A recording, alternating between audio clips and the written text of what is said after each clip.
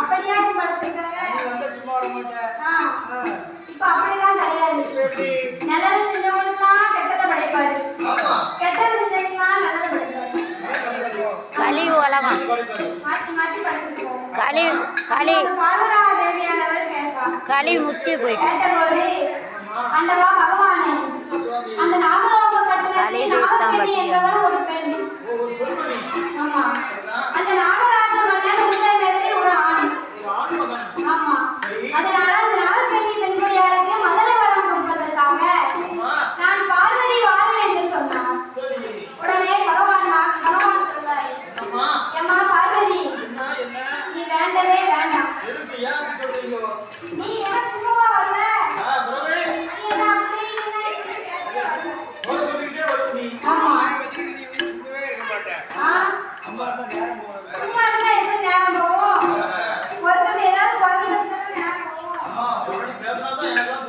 அப்படியா? சரியா?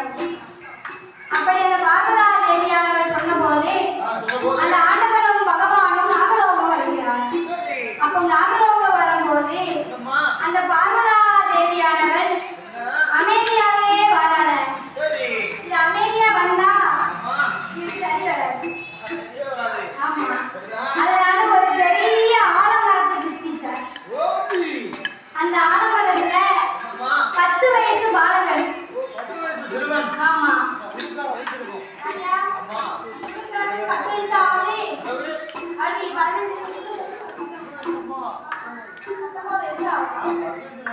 அப்படியா? உங்க மகனுக்கு 10 வயசு தான் இருக்கும். அப்படியான அந்த பார்வதா தேவியானவர் அமைதியா வாரன்னு சொல்லி 10 வயசு பாலகனை அந்த பெரிய ஆலமரத்துல மினிக்கோப்புல இருந்து அடிக்கொப்ப விட்டுதான். ஆமா, அவனுக்கு ரொம்ப வெளி மூணு நிறையா. ஆமா, அப்படியா? அப்ப மினிக்கோப்புல இருந்து அடிக்கொப்ப வெட்டும் போது எடுத்து விட்டுதான் கீழே ஆடு வச்சிருக்கான். கீழே ஆடு நிக்கிறதுனால கொலை வெட்டி போடுதான் ஐயா. சும்மா நினைச்சிட்டேதான் மண்டையில எழுதி வச்சதா இருந்து உண்மையா கேளுங்க. அப்புறம் தெரியும். அப்ப 10 வயசு பாலகன் மினிக்கோப்புல இருந்து அடிக்கொப்ப வெட்டும் போது மண்டையில எழுதி விட்டு வச்சதா. ஆண்டவா பகவானே, நிறுத்துங்க. அப்ப சொன்னா, எப்பா எங்க நிறுத்துங்கன்னு சொல்லுங்க பார்வதி. ஏன் பார்வதி, என்னம்மா உனக்கு சந்தேகம்? நல்லா தானே வந்தேன். அப்ப சொன்னா பார்வதி, ஆண்டவா